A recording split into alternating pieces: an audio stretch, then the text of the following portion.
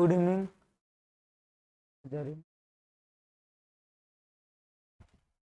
तो देखिए आज हम लोग क्या करेंगे कि हम लोग का प्रकाश का परावर्तन खत्म हो गया है।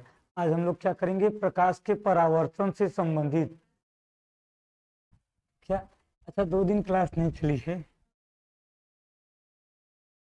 सर, क्या दे दिए थे रीजन पता नहीं चला।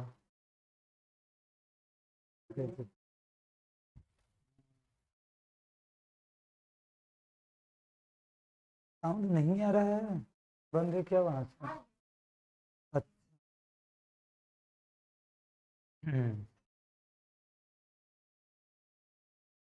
Good evening. तो चलिए देखिए, हम लोग प्रकाश के परावर्तन से संबंधित जितने क्वेश्चन है आज उसको देखेंगे कि क्वेश्चन किस प्रकार से एग्जाम में पूछे जाते हैं। गुड इवनिंग सर, आप कल क्यों कट कर दिए? ये कल बिजी थे थोड़ा मनोज जी। तो चलिए देखिए, हम लोग जो यूवी ऐप में संबंध देखे थे उसका पहले देख लेते हैं डेरिवेशन कैसे होता है। डेरिवेशन देख लेते हैं कुछ लोगों में, क्योंकि कुछ बोर्ड में आपका डेरिवेशन है। तो चलिए देखिए,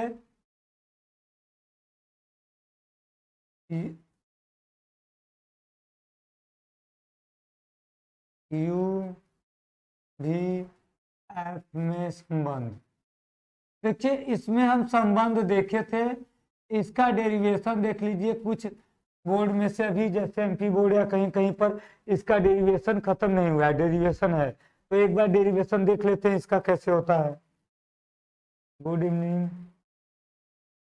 हाँ, आज फिजिक्स फर्स्ट का टेस्ट है आप लोग का। तो देखिए इसका डेरिवेशन जब हम करेंगे तो ये एक हमारा देखिए अवतल दर्पण है, इसमें ये ध्रुव है और ये क्या है, फोकस है, और ये हमारा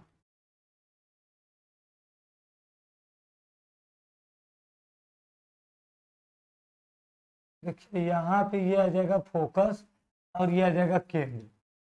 तो देखिए अब इसमें यदि हम इससे कुछ दूरी पर एक वस्तु रखें भी, तो पहला प्रकाश किरण मुख्य अक्ष के समांतर जाएगा और ये फोकस से होता हुआ चला जाएगा, और दूसरा प्रकाश किरण केंद्र से जाएगा और ये इसी मार्ग पे वापस चला जाएगा।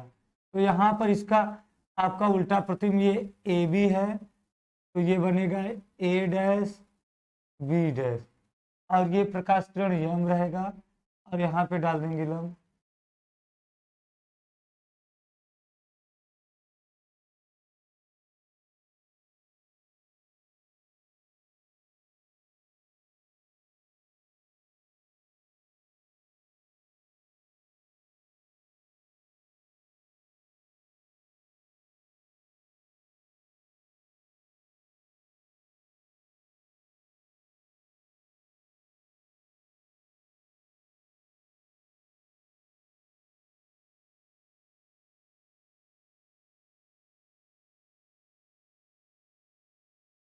देखिए ये आ जाएगा हमारा फिगर। फिगर को देखो और थोड़ा बड़े में कर देते हैं।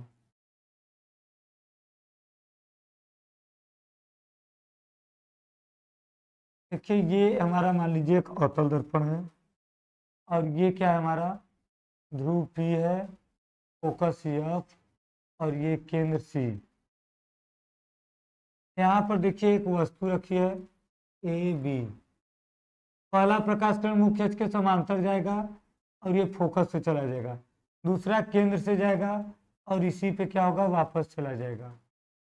तो यहाँ पे इसका प्रतिबिंब बनेगा ए डैश और बी डैश, और यहाँ से इस पे हम लंब डाल देंगे।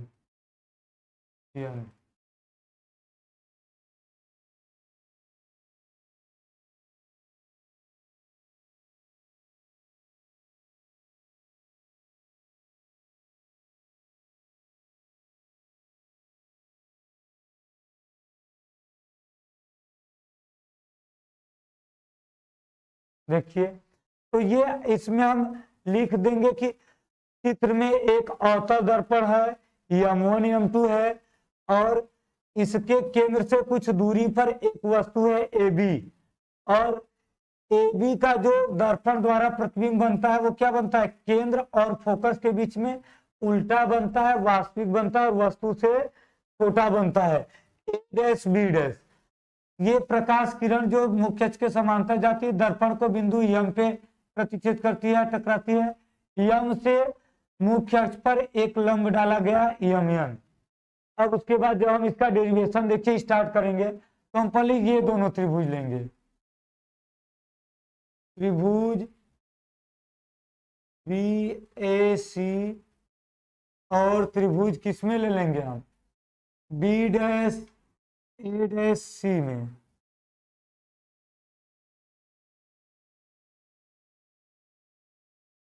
देखिए इस त्रिभुज में हम देखेंगे कि हमको, अदिति सिंह जी, दर्पण का सूत्र नहीं कटा है। फिजिक्स फर्स्ट स्टार्ट आपका कल से होगा। देखिए तो इसमें आपको क्या क्या बराबर मिल रहा है, जो जो बराबर मिलेगा वो उसको हम लिख देंगे। देखिए ये कोण और ये कोण, दोनों कोण क्या होंगे, ये दोनों हमारे बराबर होंगे क्योंकि दोनों क्या है, समकोण है। तो हम लिखेंगे कोण बी ए सी बराबर कोण बी डैश ए डैश सी, लिख देंगे समकोण है।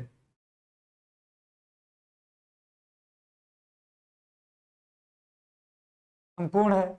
अब देखिए दूसरा हमको क्या मिलेगा, ये कोण बराबर ये कोण मिलेगा, तो इसको हम क्या लिख देंगे, कोण बी सी ए बराबर कोण बी डैश सी ए डैश। ये क्या, देखिए दोनों रेखा एक दूसरे को पूछा जाता है जितेंद्र सागर जी, परावर्तन आपको बताया गया था पहले क्लास में, स्टार्टिंग में आप प्रकाश का परावर्तन देखे होंगे दिव्यांशु जी।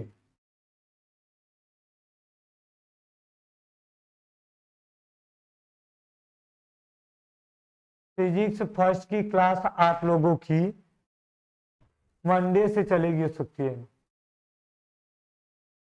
देखिए तो ये क्या है हमारा, दोनों क्या है, शीर्षाभिमुख कोण है।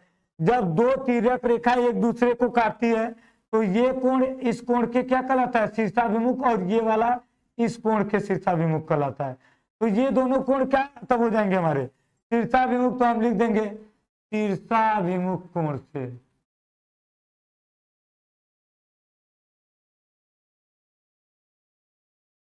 शीर्षाभिमुख कोण, देखिए ये दोनों क्या आ जाएंगे हमारे बराबर में आ जाएंगे।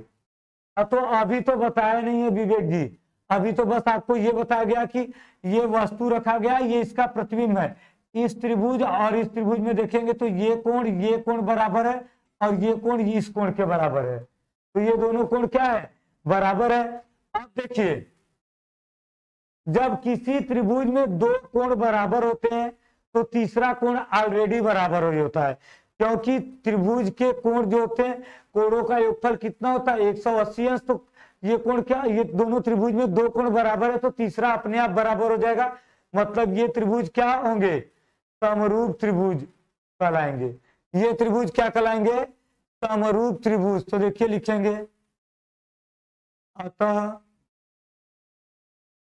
त्रिभुज बी ए सी समरूप त्रिभुज। देखिए समरूप का नियम है, त्रिभुज बी डैश ए डैश सी। देखिए जब किसी त्रिभुज में दो कोण बराबर होते हैं तो तीसरा कोण क्या होता है, बराबर ही होता है, और तीनों कोण जब बराबर होते हैं तो त्रिभुज क्या कहलाता है, समरूप त्रिभुज कहलाता है। और समरूप त्रिभुज में इनके भुजाओं का अनुपात बराबर होता है, मतलब एक भुजा हम इस त्रिभुज का लेंगे एक इस त्रिभुज का, उसका अनुपात हमेशा बराबर आएगा। तो हम लिखेंगे समरूपता के नियम से। देखिए समरूपता के नियम से जब दिखाएगा तो समरूपता का क्या नियम रहता है, देखिए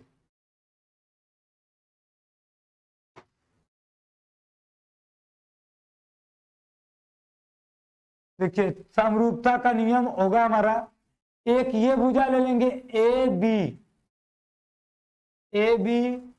के बटे एक इसका भुजा ले लेंगे ए डैश बी डैश, ए डैश बी डैश बराबर एक ये भुजा ले लेंगे ए सी के बटे एक ये भुजा ले लेंगे ए डैश सी, ये समीकरण एक मान लेंगे। देखिए अभी तक केवल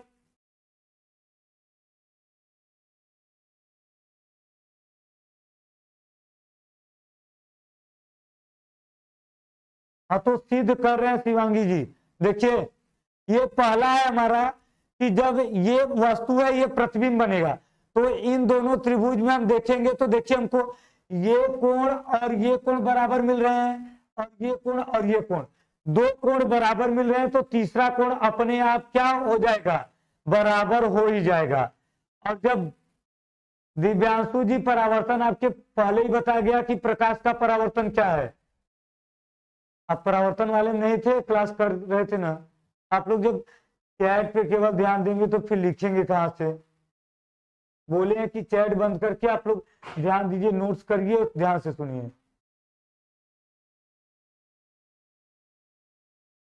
दिव्यांशु आपको ये बताया नहीं गया था कि जब प्रकाश किरण किसी माध्यम के तल से टकराता है तो इसका अधिकांश भाग उसी माध्यम में वापस चला जाता है, इस घटना को प्रकाश का परावर्तन कहते हैं। परावर्तन को पीछे से देख लीजिए, नहीं समझ में आ रहा तो आप लोग क्लास देखते नहीं या तो नोट्स बनाते ही नहीं होंगे। देखिए तो जब ये दोनों त्रिभुज समरूप हो जाएंगे तो समरूपता का नियम है कि किसी एक त्रिभुज का और दूसरे त्रिभुज का जो भुजा होता है, भुजा का अनुपात क्या होता है, बराबर होता है। तो देखिए हम एक पहले त्रिभुज का भुजा ले लिए ए बी, और इसी के साथ दूसरे त्रिभुज का भुजा ले लिए ए डैश बी डैश, और पहले त्रिभुज का भुजा ए सी लिए तो इसके साथ ए डैश सी लिए, दोनों क्या होंगे, बराबर होंगे, भुजाओं का अनुपात बराबर होता है। तो ये क्या आ गया हमारा समीकरण एक। अब हम लिखिए, देखिए लिखेंगे इसी प्रकार, इसी प्रकार त्रिभुज हम किसमें लिखेंगे, इन दोनों में। देखिए अब यफ या नियम,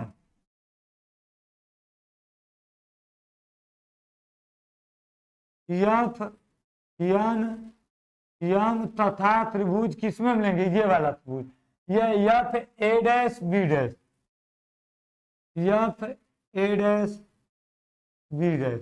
देखिए अब इन दोनों त्रिभुज में भी ये कोण और ये कोण क्या होंगे, हमारे बराबर होंगे।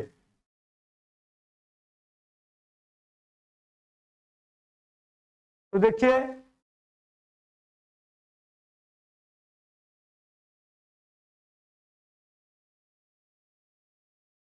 देखिए तो ये दोनों क्या होंगे, हमारे बराबर होंगे। ये कोण तो हम लिख देंगे कोण यफ यम यन, यफ यन यम, यफ यन यम बराबर कोण क्या आ जाएगा, ये आ जाएगा यफ ए डैश बी डैश। देखिए ये कोण बराबर इस कोण क्या आ गया, ये भी किससे, समकोण से, समकोण से। और देखिए दूसरा ये आ जाएगा हमारा, ये और ये बराबर, तो हम लिख देंगे कोण यफ यन यफ यम बराबर कोण ए डैश यफ बी डैश। ये भी किससे होगा, शीर्षाभिमुख से।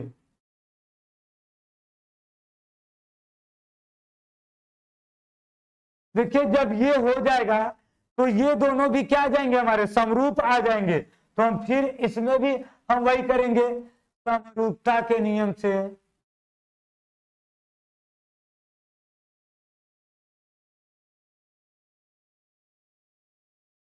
समरूपता के नियम से देखिए क्या आएगा, देखिए हमारा यमन के बटा ए डैश बी डैश बराबर यफन के बटा ए डैश एफ। देखिए इस भुजा के बटे ये भुजा दिखाएंगे और इस वाले के बटे ये दिखाएंगे, तो हमारा आ कितना जाएगा, यम यन के बटा ए डैश बी डैश बराबर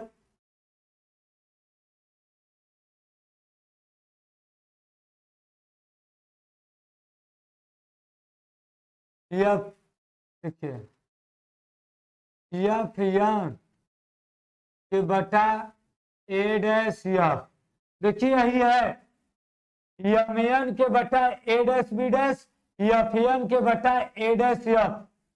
तो अब देखिए इसमें हम क्या करेंगे, लिखेंगे परंतु एम एन बराबर ए बी। देखिए हम कह रहे हैं कि ये एम एन जो है ये ए बी के क्या होगा, बराबर होगा। बराबर क्या होगा, देखिए इसलिए कि ये दोनों रेखाएं समांतर हैं। जब दो रेखा समांतर होती है तो इनके बीच की दूरी सभी जगह क्या होती है, एक बराबर होती है। तो ये रेखा इस रेखा के समांतर, तो इनके बीच की दूरी भी क्या होगी, हमारी बराबर होगी। तो हम लिख देंगे क्योंकि ए एम समांतर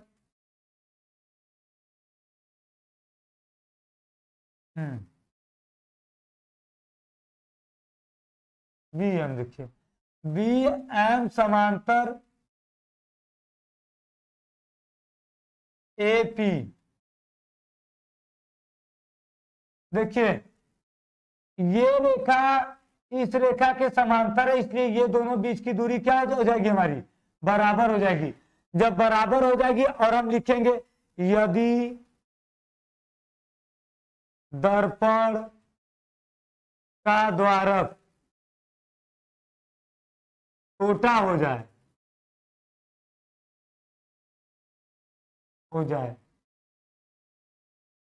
अर्थात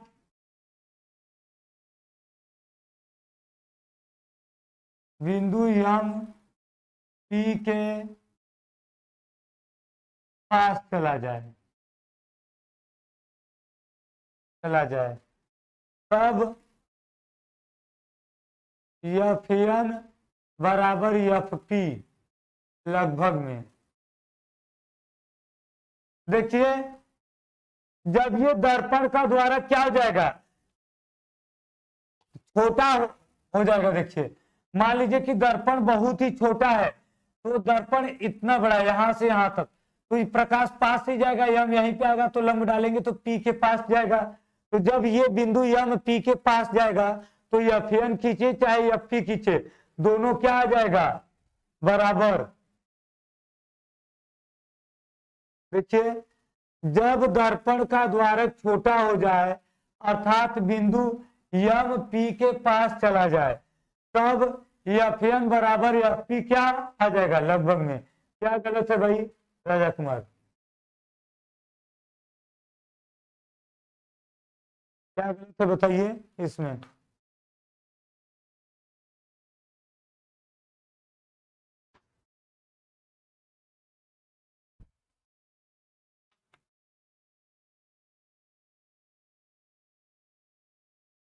देखिए तब हम क्या करेंगे, एम एन के जगह पर ए बी रखेंगे, यहां से ए बी के बटे ए डैश बी डैश।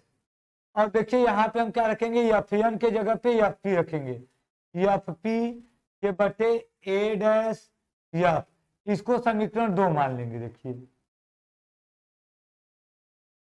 देखिए समीकरण 1 व 2 से, देखिए समीकरण 1 और 2 से क्या कहा, देखिए समीकरण 1 में भी क्या है, A B A dash B dash है, और समीकरण 2 में भी क्या है, A B A dash B dash है। तो ये जो लेफ्ट हैंड साइड है ये क्या हो जाएगा, कैंसिल हो जाएगा, और कैंसिल हो जाएगा तो केवल ये बचेगा, और इसमें का क्या बचेगा हमारा, देखिए इसमें का केवल ये बचेगा ए सी बटा ए डैश सी। तो हम लिखेंगे ए सी के बटा ए डैश सी बराबर, देखिए ये हम लिख देंगे एफ पी के बटा ए डैश एफ। ये समीकरण 1 में भी ये था, 2 में भी, तो दोनों में क्या हो जाएगा, कैंसिल। अब देखिए अब हम सबको पी से बनाते हैं, सभी दूरी को हम पी से लिखते हैं। कैसे लिखेंगे देखिए, एसी है ना, देखिए एसी दूरी ये है यहां से यहां तक की, इसकी दूरी निकालने के लिए हम पूरा लिखेंगे एपी माइनस सीपी करेंगे तो एसी के बराबर आ जाएगा। देखिए हमको इसका दूरी निकालना है, देखिए हमको इतना दूरी निकालना है तो हम पूरा यहां से यहां तक की दूरी एपी में से सीपी घटा देंगे तो बीच में यही बचेगा हमारा। तो हम इसको क्या कर देंगे, लिख देंगे, देखिए इसको हम देखिए एसी को लिख देंगे एपी माइनस सीपी बटे ए डैश सी है। देखिए ए डैश सी में देखिए कहाँ है, देखिए ये है ए डैश सी, यहां से यहां तक की दूरी निकालना तो पूरा देखिए सीपी माइनस ए डैश टी कर देंगे तो ये आ जाएगा। हाँ समांतर रहेगा तो बराबर रहेगा। देखिए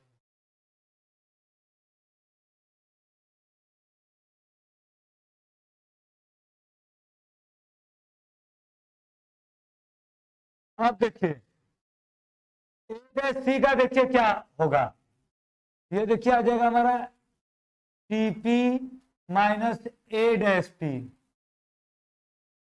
देखिए यहां पी पहले से है तो लिख देंगे एफ पी अपान में ए डैश एफ है।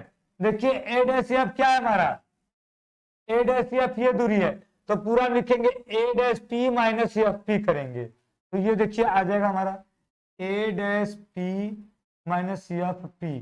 अब देखिए हम सबका मान लिख देंगे, देखिए ए पी, देखिए ए क्या है हमारा, वस्तु है तो ये हम लिखेंगे वस्तु की दूरी तो ये आ जाएगा माइनस यू। और देखिए सीपी क्या है, ये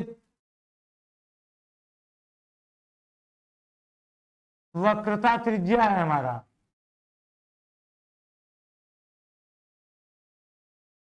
माइनस आर। देखिए हम पढ़े थे ध्रुव और केंद्र को मिला, ध्रुव और केंद्र के बीच की दूरी क्या कराती, वक्रता त्रिज्या, तो आर की जगह हम लिख सकते हैं 2f क्योंकि हमको केवल यू भी एफ के रूप में लिखना है। और देखिए क्या बचा हमारा ए डैश पी, डैश जहां लग गया, डैश का मतलब वो क्या हो गया, प्रतिबिंब हो गया, और ये हो गया हमारा प्रतिबिंब की दूरी, प्रतिबिंब की दूरी कितना आ जाएगी माइनस भी। और देखिए एफ पी क्या है, फोकस, फोकस दूरी, तो देखिए ये कितना आ जाएगा हमारा माइनस एफ। अब देखिए हम यही मान क्या करेंगे, इसमें रख देंगे, मान रख देंगे तो देखिए मान रखने के बाद क्या आएगा, देखिए ए डैश पी है, ए डैश पी का मान माइनस यू है तो हम मान रख देंगे माइनस यू। और देखिए सीपी है, देखिए सीपी का मान कितना है, माइनस 2f आया है, माइनस यहां भी लगा है तो माइनस माइनस कितना हो जाएगा प्लस 2f। हाँ ये इंपॉर्टेंट है तो ये देखिए आ जाएगा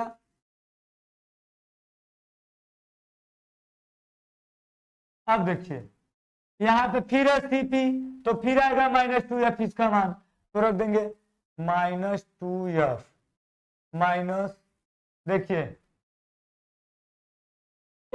है ए डैश पी का मान कितना है भी है तो यहाँ पे हम रख देंगे माइनस भी।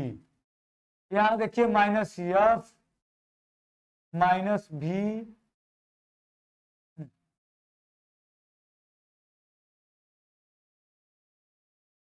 देखिए यहाँ पे क्या क्या है ए डैश पी मतलब माइनस बी और फोकस दूरी तो ये प्लस एफ आ जाएगा। देखिए ये आ जाएगा माइनस भी माइनस माइनस एफ।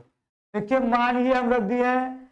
अब देखिए हम क्या करेंगे minus you plus 2f minus 2f minus minus क्या हो जाएगा प्लस भी बराबर माइनस एफ माइनस भी और इसका माइनस माइनस हो जाएगा प्लस एफ।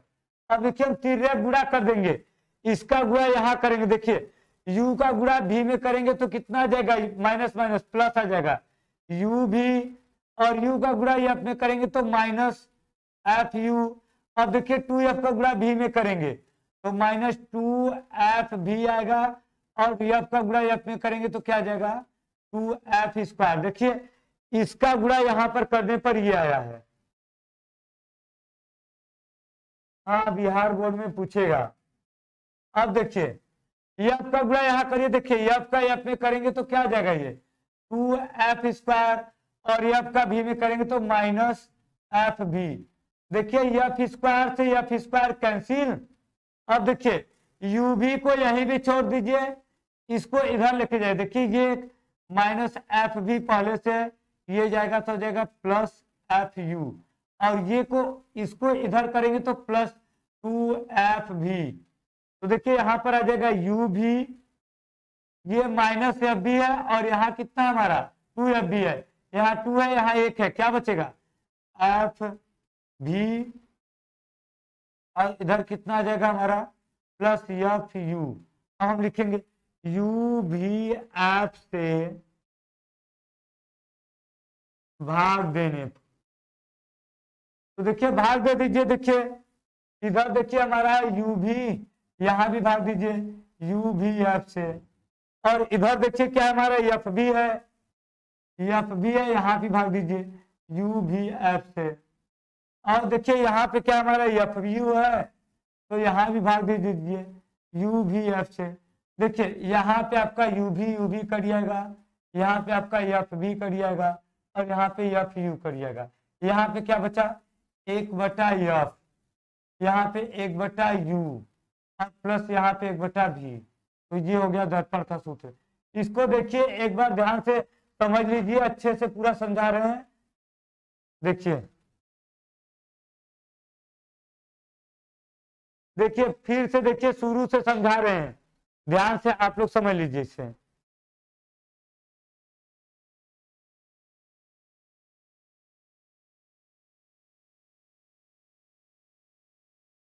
देखिए ये क्या है, हमारा अवतल दर्पण है। अवतल दर्पण के सामने एक वस्तु रखा गया है AB। AB का दर्पण द्वारा प्रतिबिंब क्या बनता है, केंद्र और फोकस के बीच में उल्टा बनता है A', और यम से इस पे क्या करेंगे, लंब डाल देंगे, यम। तो अब देखिए जब लंब डाल देंगे तो देखिए हम क्या करेंगे, इसमें हम ये त्रिभुज लेंगे, एक ये त्रिभुज लेंगे BAC, और एक ये त्रिभुज हम लेंगे B'AD, मतलब ये त्रिभुज और ये त्रिभुज। इसमें देखिए ये कोण बराबर इस कोण के है, समकोण है, और ये कोण बराबर इस कोण के शीर्षाभिमुख कोण है। जब किसी त्रिभुज में दो कोण बराबर होते हैं, हाँ PDF मिलेगा आप लोगों को। देखिए दो कोण बराबर होते हैं तो तीसरा कोण क्या होता है, ऑलरेडी अपने आप बराबर हो जाता है, क्योंकि तीनों कोण का योगफल 180 अंश होना चाहिए। दो कोण बराबर है तो तीसरा बराबर हो जाता है।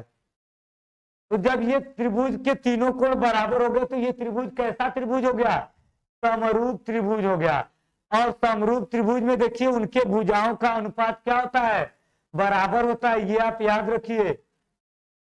लंब डालेंगे, देखिए हमको यहाँ पे कोई त्रिभुज नहीं बन रहा है, और जो भी हम नियम लगाते हैं त्रिभुज या चतुर्भुज में, ये लंब डाल दिए हैं, रचना कर दिए तो वो एक त्रिभुज बन गया है, विवेक ब्राह्मण जी।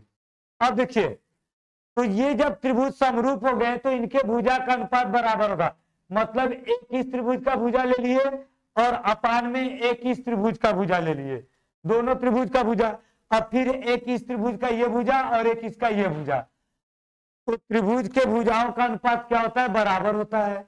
तो इसको समीकरण 1 कर देंगे। अब इसी प्रकार हम इन दोनों त्रिभुज में देखेंगे तो इसमें भी देखिए हमको क्या मिल रहा है, FNB, मतलब ये कोण बराबर ये कोण बराबर मिल रहा है हमको, समकोण है। और जैसे इसमें ये बराबर था वैसे यहाँ देखिए ये कोण बराबर ये कोण है, ये भी क्या है, शीर्षाभिमुख कोण है। हाँ थोड़ा बड़ा रहेगा, लेकिन आप समझेंगे तो समझ जाएंगे तो छोटा हो जाएगा। समरूप, समरूप त्रिभुज, समरूप, समरूप देखिए होता है ये समरूप त्रिभुज है भाई। अब देखिए तो ये भी त्रिभुज दोनों क्या हो गए, समरूप त्रिभुज हो गए। तो देखिए समरूप त्रिभुज में भी उनके भुजाओं का अनुपात क्या होता है, बराबर होता है, बराबर दिखा देंगे। परंतु देखिए ये जो हमारा यमयन है, यमयन ये AB के बराबर होगा, क्योंकि BM रेखा और AP रेखा दोनों रेखाएं ये समांतर है, तो इनके बीच की दूरी भी क्या होगी, बराबर होगी। और यदि हम दर्पण का द्वारक छोटा मान लें तो ये बिंदु यम P के पास चलाएगा, दर्पण छोटा सा रहेगा एकदम, तो P और यम एक पास रहेंगे, तो FN बराबर FP आ जाएगा। अब देखिए तो हम यमयन की जगह पे क्या रख देंगे, AB, और FN की जगह पे क्या रख देंगे, FP। अब समीकरण ये 2 बन गया। अब देखिए समीकरण 1 में भी था AB A dash B dash, समीकरण 2 में भी देखिए है AB A dash B dash, कर दिया, बस बचेगा यही राइट हैंड साइड वाला। तो अब हम सब दूरियों में P लगाते हैं, अपने से जोड़कर या घटाकर P आना चाहिए। P इसलिए आना चाहिए क्योंकि हम जितनी भी दूरियां पढ़े हैं, फोकस दूरी, वस्तु की दूरी, सभी दूरी क्या होती है हमारी, P से होती है, ध्रुव से होती है, तो हम सब में ध्रुव कर दिए, ला दिए।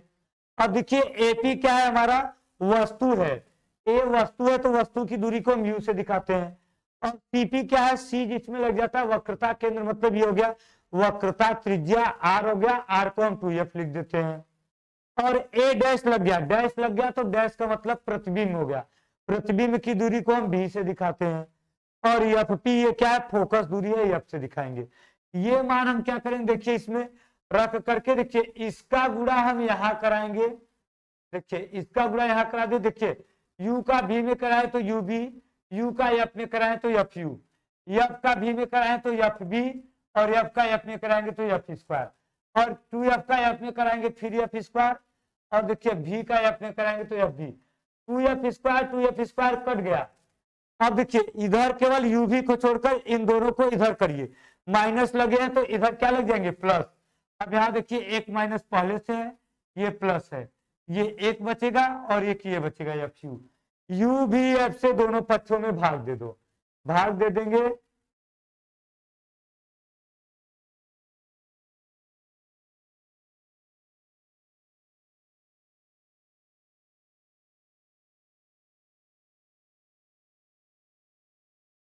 बीच में खींचे है, क्या बोलते हैं इसको, इसको देखिए समरूप बोलते हैं, समरूपता का नियम बोलते हैं इसे।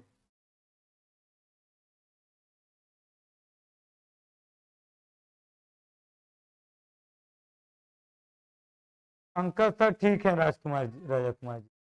तो देखिए ये हमारा क्या हो गया, कंप्लीट हो गया। ये क्या है हमारा, प्रकाश का परावर्तन है।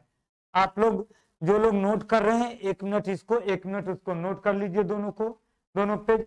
उसके बाद हम क्या कर रहे हैं, 2F देखिए, 2F यहां से आया कि ये CP क्या है, ये हमारा R के बराबर है, तो हम पढ़े F बराबर R/2, तो R बराबर क्या हो जाएगा, 2F, 2 का गुणा यहां कर देंगे, R की जगह पे हम क्या रख देंगे, 2F रख देंगे।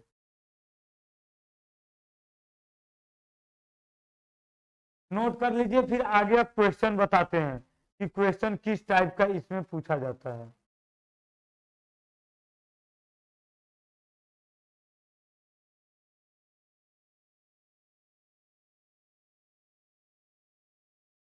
F एम बी कहां से आया,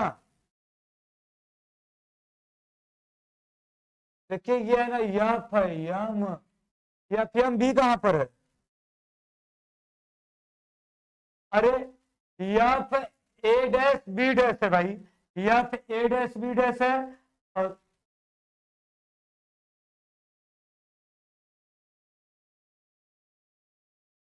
अब देखिए, अब हम लोग क्वेश्चन की तरफ बढ़ते हैं, इसमें क्वेश्चन कैसे कैसे पूछे जा सकते हैं।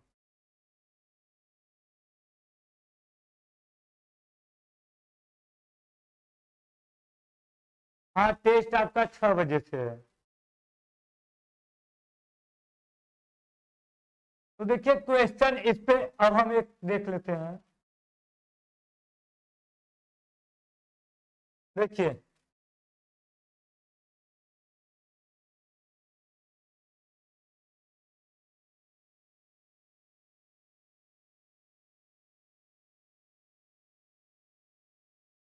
एक अवतल दर्पण फोकस दूरी। न्यूमेरिकल 3-4 कर लेते हैं, फिर 3-4 थियोरेटिकल, जैसे डेरिवेशन पूछेगा या तो सूत्र तो उसका बता देते हैं। फोकस दूरी 15 सेंटीमीटर है।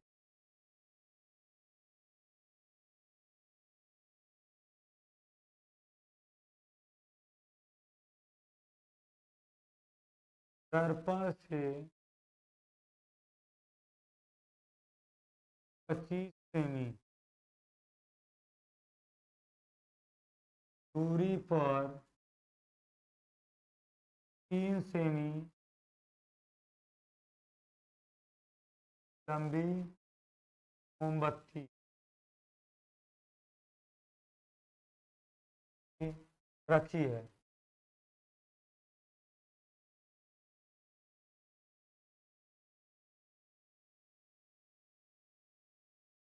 प्रतिबिंब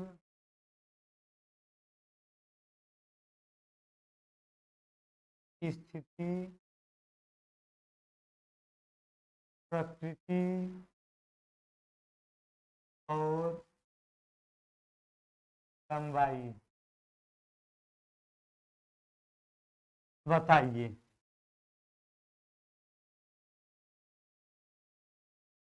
देखिए ये आपका क्या है,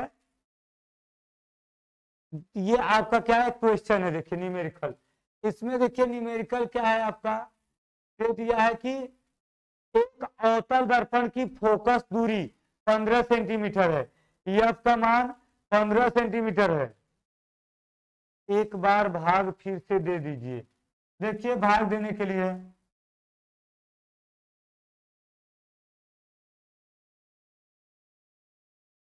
देखिए यहां पर क्या हमारा यू भी है, यू भी, और यहाँ पर क्या है देखिए हमारा एफ भी है, और यहाँ पे क्या है एफ यू है। हमें सब में देखिए यू भी एफ से भाग देना है। देखिए इसमें भी हम भाग दे देंगे यू भी एफ से, इसमें भी भाग देंगे यू भी एफ से, यहाँ भी भाग देंगे यू भी एफ से। तो देखिए यहाँ पर यू और भी दोनों कट जाएंगे, बचेगा केवल एफ, तो ये आ जाएगा 1/एफ। यहाँ पर देखिए एफ एफ से कट जाएगा, भी से बचा क्या हमारा यू, तो हम लिख देंगे 1/यू। प्लस देखिए यहाँ पे एफ से कट गया, यू से बचा क्या भी, तो 1/भी। बस यही है हमारा।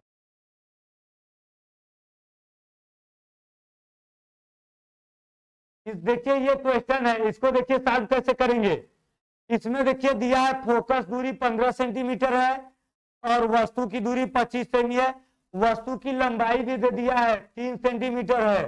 तो यहाँ इसकी स्थिति पूछ रहा है कि प्रतिबिंब कहाँ पर बनेगा, और प्रकृति मतलब कैसा बनेगा, आभासी बनेगा कि उल्टा बनेगा, कैसा बनेगा। 2FB अरविंद जी, 2FB आप लोग देखिए, यहाँ 2FB है, यहाँ आपका देखिए 2FB है और यहाँ FB है, यहाँ माइनस है, यहाँ प्लस, घट जाएगा, एक ही बचेगा। यहाँ 2 है और यहाँ 1 है, घटा FB दोनों 1 बचेंगे। अब देखिए इसमें प्रकृति भी पूछा और लंबाई भी, कि जो प्रतिबिंब बनेगा कितना बड़ा प्रतिबिंब बनेगा। तो देखिए इसको हम सॉल्व करते समय क्या क्या लिखेंगे। हमको देखिए क्या दिया है, फोकस दूरी मतलब एफ का मान दे दिया है, कि जब हल करेंगे तो देखिए इसमें पहले हमको फोकस दूरी दे दिया है, और अवतल दर्पण है। देखिए तो अवतल दर्पण में सभी मान क्या होते हैं, माइनस होते हैं, यू भी माइनस होता है, एफ भी और भी, तो -15 लिख देंगे। और देखिए यू का मान दे दिया है -25 सेंटीमीटर। हमसे पूछा क्या है, भी का मान पूछा है कितना होगा। और देखिए इसी में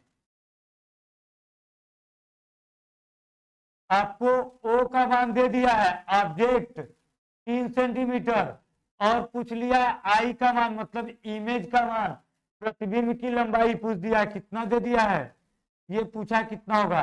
तो हम पहले देखिए, पहले तो हम भी का मान निकालेंगे, क्योंकि भी के मान के लिए हमारे पास सूत्र है 1/f बराबर 1/u प्लस 1/v। हम देखिए यहाँ एफ का मान रखेंगे -1/15 बराबर u का मान -1/25। भी का मान पता नहीं है तो 1/v रख दो।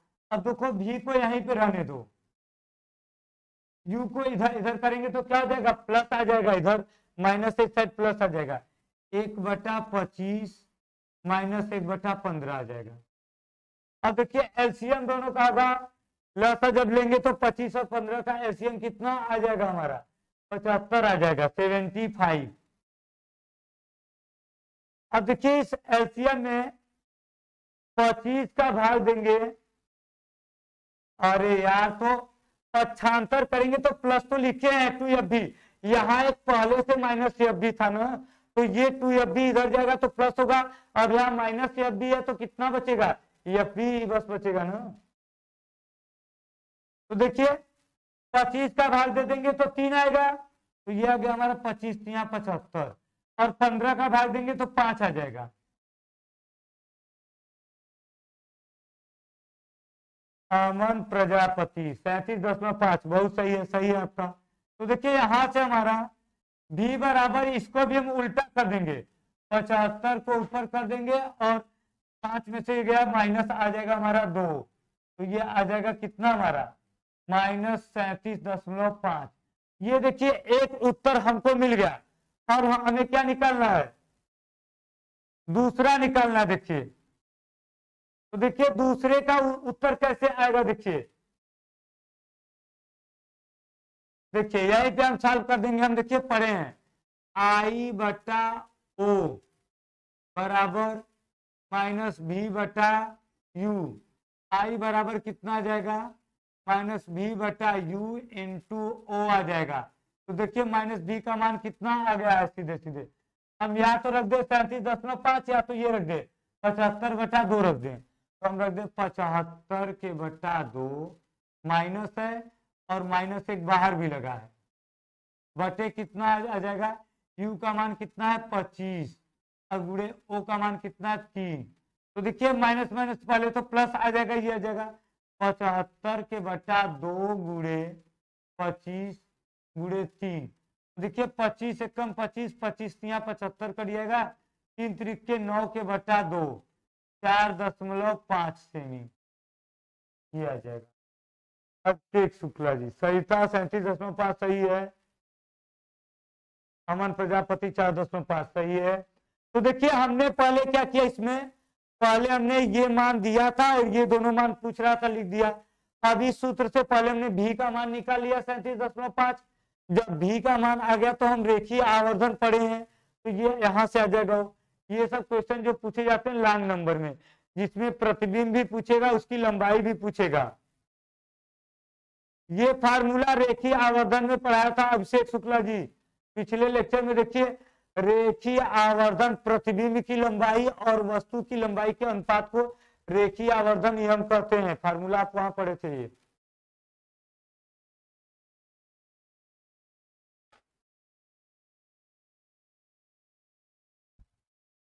अगला देखिए क्वेश्चन क्या है,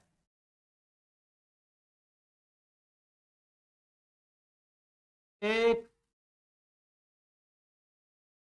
उत्तल दर्पण की फोकस दूरी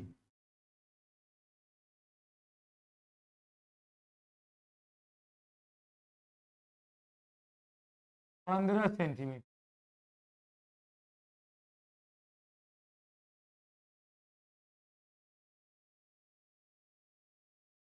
की वक्रता त्रिज्या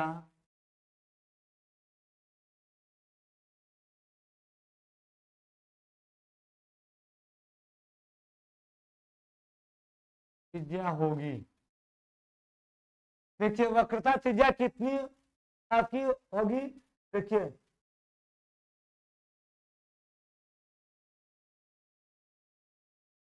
तो देखिए इसके, अब इसमें ऑप्शन दे दिया आपको, मान लीजिए -15 सेंटीमीटर, दूसरा ऑप्शन दे दिया 7.5 सेंटीमीटर, तीसरा ऑप्शन आपको दे दिया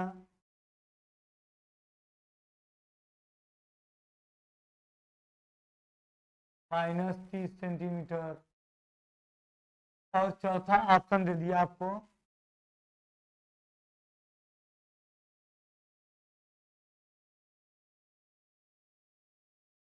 चौथा ऑप्शन आपको दे दिया 30 सेंटीमीटर। तो कौन सा सही होगा इसमें से?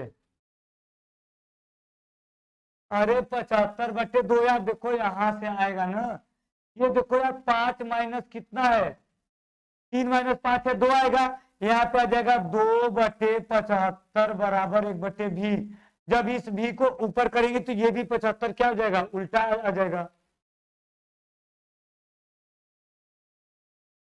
अब बताइए इसमें कौन सा सही है, देखिए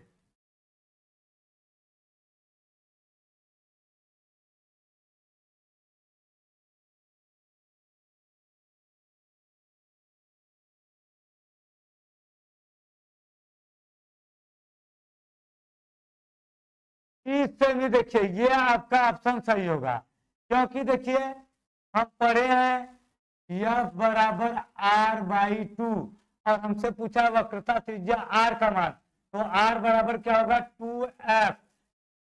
अब 2 × F का मान कितना होगा, उत्तल दर्पण है तो प्लस में रखेंगे, यदि यहाँ पे अवतल दर्पण देता तो माइनस रखते हैं, तो +15 रखेंगे, कितना आ जाएगा 30 सेंटीमीटर। ये अगर यहीं पे अवतल दर्पण दे देता तो हम क्या रख देते, यहाँ पे माइनस रख देते, तो माइनस आ जाता। तो चौथा नंबर आपका क्या हो जाएगा, सही हो जाएगा, चौथा नंबर ये आपका सही होगा उत्तर। अब देखिए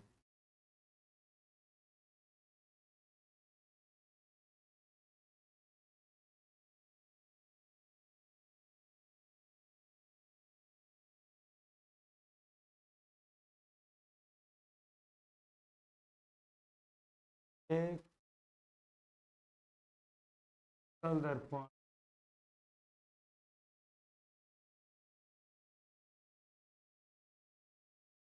फोकस दूरी 10 सेमी,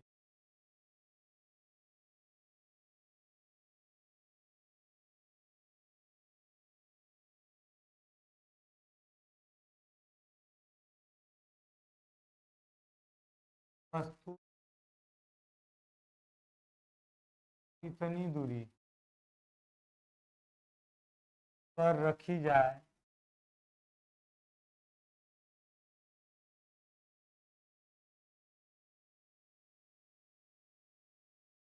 प्रतिबिंब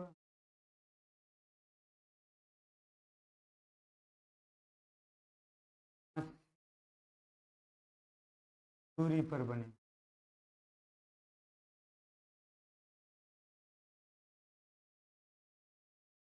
बने 5 सेमी दूरी पर बने। किरण आरेख भी आपको बताना है, किरण आरेख द्वारा समझाइए।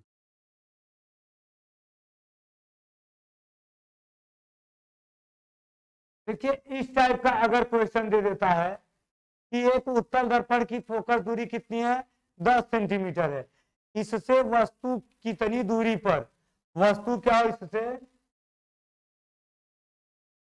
कितनी दूरी पर रखी जाए कि वस्तु का प्रतिबिंब कहां बने, 5 सेमी दूरी पर बने। हमें वस्तु का मान भी निकालना है, उसके बाद किरण आरेख खींचकर इसको दर्शाना भी है। तो देखिए हम हल में क्या करेंगे, देखिए देखिए पहले तो हमको दे दिया F का मान, उत्तल दर्पण है तो 10 सेमी प्लस में रखेंगे, और उत्तल दर्पण में देखिए V का मान भी प्लस होता है, तो V बराबर 5 सेमी। U का मान कितना है पूछा है हमसे, कितनी दूरी पर वस्तु रखी जाए, तो हम देखिए सॉल्व कर देंगे, 1/F बराबर 1/V प्लस 1/U। देखिए F का मान कितना है 1/10, V का मान 1/5 प्लस 1/U। 1/U को यहीं रहने दो, इसको इधर कर दो, 1/10 माइनस 1/5 हो जाएगा। अब देखिए एलसीएम लेंगे तो 10 आ जाएगा। 10 का भाग दीजिए, इसमें कितना आ जाएगा 1 माइनस 5 का भाग दीजिए 2। तो 1/u बराबर देखिए 1 में से 2 जाएगा -1/10। u बराबर इसको भी उल्टा कर दो -10 सेमी। मतलब वस्तु क्या होगी 10 सेमी दूरी पर आपकी रखी जाएगी। अब इसका किरण आरेख बनाना है, तो देखिए हम किरण आरेख कैसे बनाएंगे। देखिए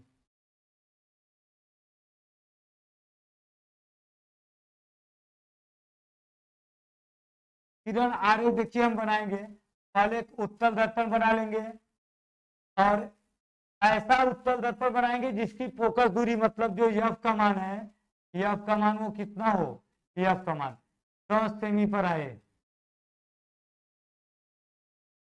और ये आ जाएगा सी का मान। तो 10 सेमी के लिए हम 20 सेमी त्रिज्या का लेकर काटेंगे। देखिए क्योंकि ये 10 रहेगा, ये 10 रहेगा, हम 20 सेंटीमीटर का चाप लेके जब काटेंगे, देखिए ऐसे 20 सेमी का चाप रखकर जब काटेंगे तो ये पूरा रहेगा 20 सेमी, तो ये आधा क्या हो जाएगा 10 सेमी। अब हम वस्तु को इससे नाप कर यहाँ से ध्रुव से 10 सेमी दूरी पर नाप के 10 सेमी जहां पे आएगा नाप के वस्तु रख देंगे, फिर इसका ऐसे प्रतिबिंब बनाएंगे और एक ऐसे बने।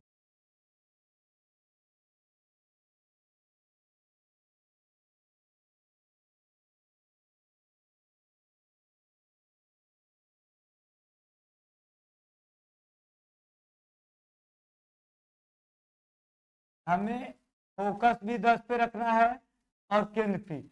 ये दूरी हम 10 रखेंगे, यहां से यहां तक की दूरी हम क्या रखेंगे 10 सेंटीमीटर।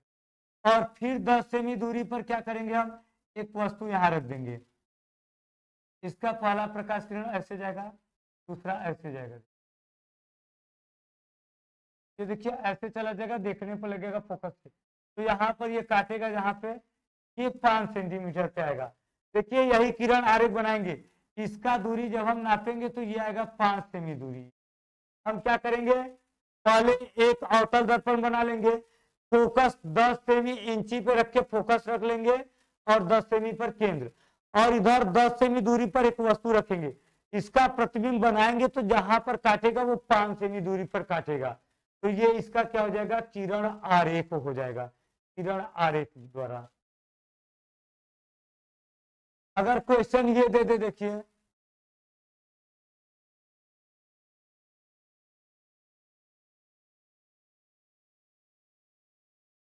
देखिए अगर क्वेश्चन ये दे देता है, कभी कभी इस टाइप के क्वेश्चन दे देते हैं, निम्नलिखित से आप क्या समझते हैं।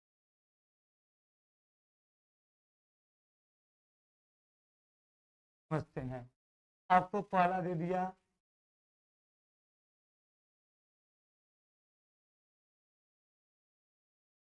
दर्पण का फोकस और दूसरा दे दिया आपको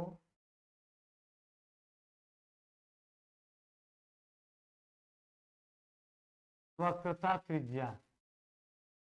ऐसे देखिए दे दिया दो क्वेश्चन, बस 5 मिनट और वंशिका जी। तो देखिए अगर ये क्वेश्चन दे दिया तो इसको आप क्या करेंगे जब सॉल्व करेंगे। तो देखिए पहले तो हम सॉल्व करेंगे तो हमसे पूछा गया कि आप क्या समझते हैं।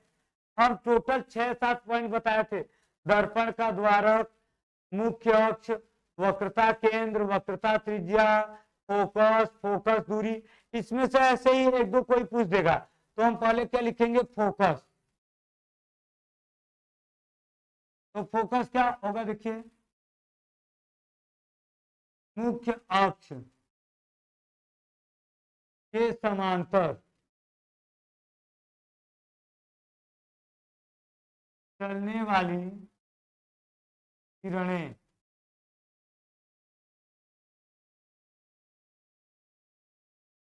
परावर्तन के बाद मुख्य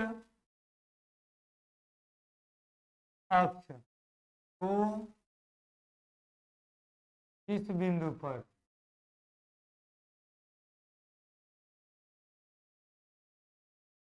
काटती हैं या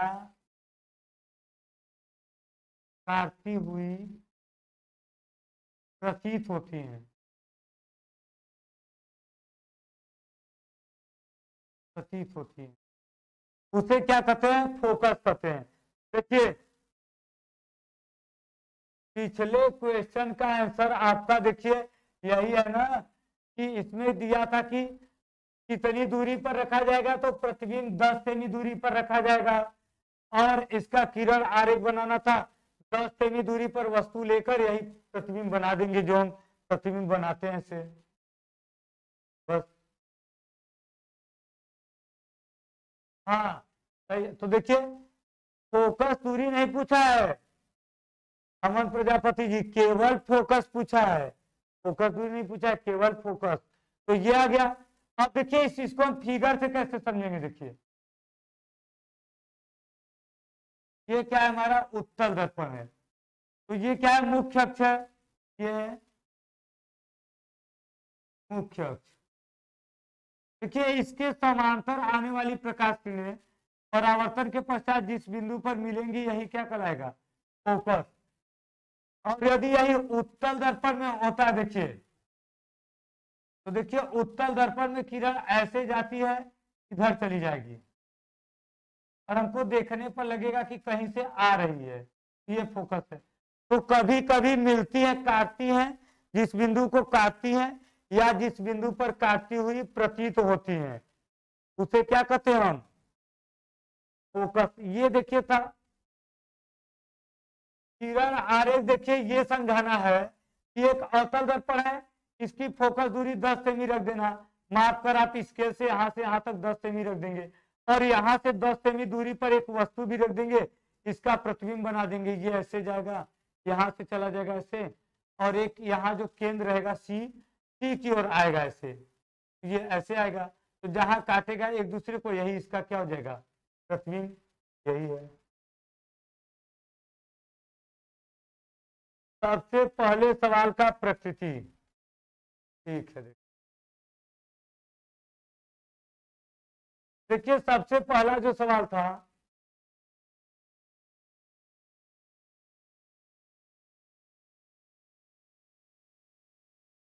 देखिए सबसे पहले सवाल में भी का मान क्या है? माइनस में आया। माइनस में आता है तो हम बोलते हैं कि प्रतिबिंब क्या उल्टा है और वास्तविक है।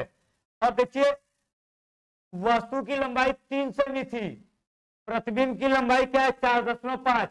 तो माइनस का मतलब हो गया, माइनस लग गया, तो माइनस का मतलब क्या आपका हो गया? कि उल्टा और वास्तविक है।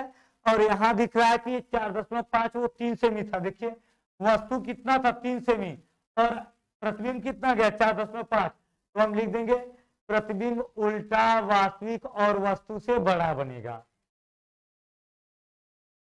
ये आ जाएगा हमारा। देखिए ये आपका दूसरा। देखिए क्या है? वक्रता त्रिज्या। देखिए वक्रता त्रिज्या कैसे आएगा? देखिए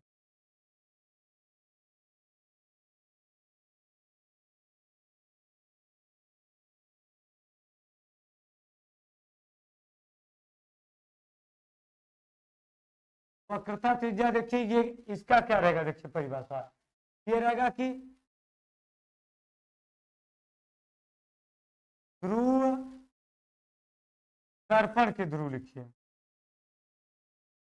दर्पण के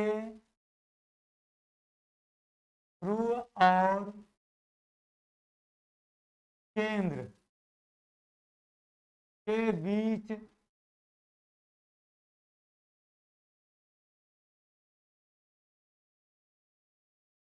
बीच की दूरी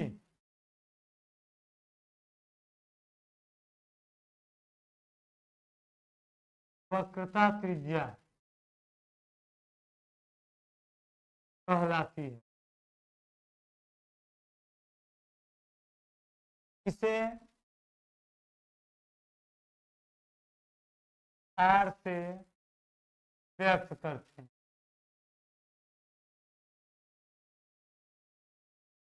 तो ये आपका हो गया। देखिए, तो देखिए ये क्या है, ये हम लोग का इस टाइप का परावर्तन से क्वेश्चन पूछते हैं। ठीक है, तो इसको आप लोग क्या करेंगे, इसको रिवाइज कर लीजिए। अभिषेक शुक्ला, हाँ, तो ये गुड़िया प्रजापति जी, ये अभी इसी के बाद अपवर्तन आएगा, तो ये इसमें आपका अपवर्तन में ये टॉपिक क्लियर हो जाएगा। अभी तो आप परावर्तन पढ़े हैं, अभी अपवर्तन पढ़ेंगे, जब प्रकाश एक माध्यम से दूसरे माध्यम में जाता है। तो हम क्या करेंगे कि अभी अपवर्तन पढ़ेंगे, तब ये आपका क्वेश्चन का आंसर मिल जाएगा। तो देखिए इसमें करना क्या है, आपको ये पूरा चैप्टर कंप्लीट करना है रिवाइज करके नोट्स बना के। और देखिए चैप्टर का पूरा नाम है प्रकाश का परावर्तन तथा अपवर्तन। अभी हम केवल परावर्तन पढ़े हैं, अभी अपवर्तन पढ़ना है। अब आप क्या करेंगे, परावर्तन से संबंधित जितने भी क्वेश्चन आपके हैं बुक में, आप उसको सॉल्व करेंगे। नहीं सॉल्व होगा तो आप पूछ लेंगे अगले क्लास में। उसके बाद हम लोग क्या करेंगे, अगला क्लास चालू करेंगे। तो अब हम लोग क्या करेंगे, अपवर्तन चालू करेंगे। आप लोग परावर्तन से संबंधित जितने भी क्वेश्चन हैं उसको सॉल्व करके पूछते रहेंगे, आप लोग क्वेश्चन सॉल्व करते रहेंगे। देखिए जितना पढ़ाया गया है सब पूछेगा, बहुत ज्यादा नहीं पढ़ाया है। आपका माध्यम उद्यम था, ये सब हटा दिए हैं। केवल 6-7 टॉपिक आपको बताया गया है। परावर्तन में 6 से 7 टॉपिक केवल बताया गया।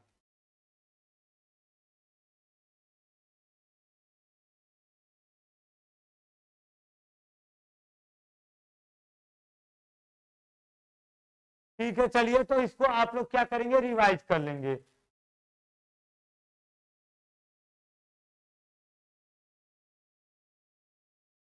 तो रिवाइज कर लेंगे। तो देखिए अब हम लोग क्या करते हैं, ये आप लोग कल रिवाइज करेंगे। कल हम इसका क्वेश्चन, मंडे को इसका क्वेश्चन हम देंगे सॉल्व करने के लिए, और उसके बाद फिर हम लोग अपवर्तन चालू करेंगे।